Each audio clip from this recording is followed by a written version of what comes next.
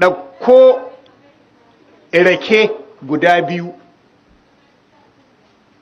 ga rake irin mai bakin bayan nan guda biyu, ko ma wanda iri ne, ɗauko shi sanda biyu, kankare wannan ɓawon nasa guda ɗaya za ka kankare, ka ajiye da wanda ka kankare ɗin da wanda baka kankare su ba su sati ɗaya, ka ga wanne ne zai lalace da Allah.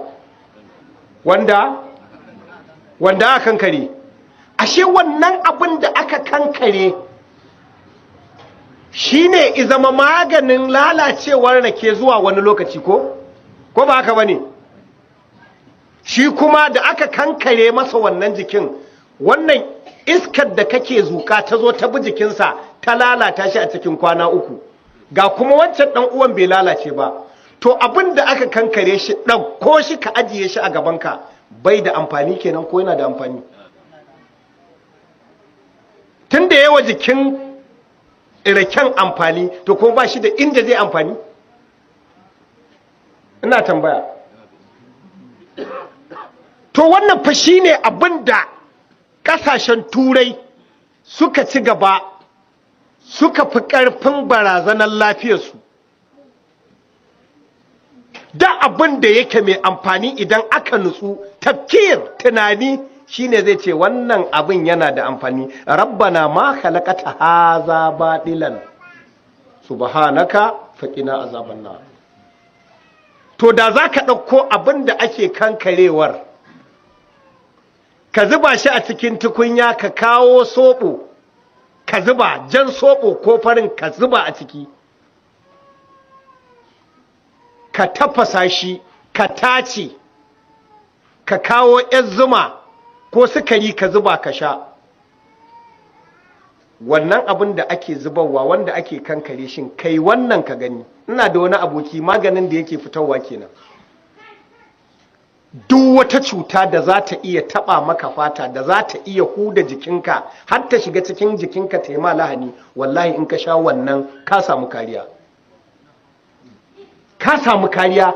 In na fara jero maka sinadaran da suke cikin wannan bawon raken, bag na sugarcane, wallahi al'azimu za ka koma kansa kawai kai ta ɗiba kana sha.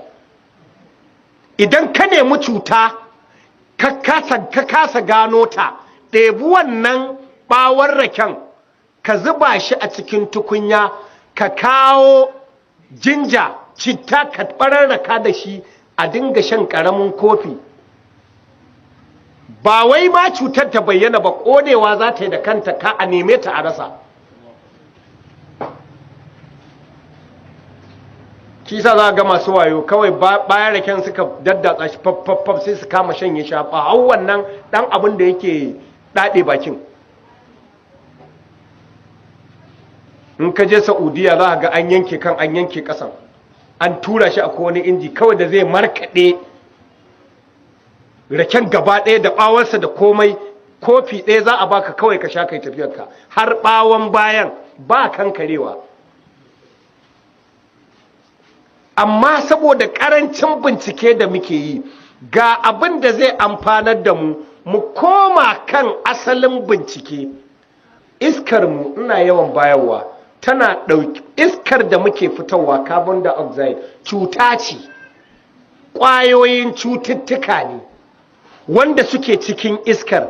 Allah ya kallafa wa tsiro ya zuƙi wannan iskar tamu, in ya zuƙa ya bincika a cikin wannan iskar da muka fitar, ƙwayar cututtukan da suke addabar waɗannan mutanen, waɗanda nake cikinsu, hatta da wannan ba nin ba ne? Yanzu tana ta ɗiban numfashinmu, yanzu tana bincikawa me ke cikin numfashinmu, ta san yanzu ƙwayoyin cututtukan da ike cikin numfashinmu. Yanzu ɗannan zuƙo sinadaran da za ta amfanar da jikinta ta ba mu sha na maganin cututtukan jikinmu take, wallahi al'azim.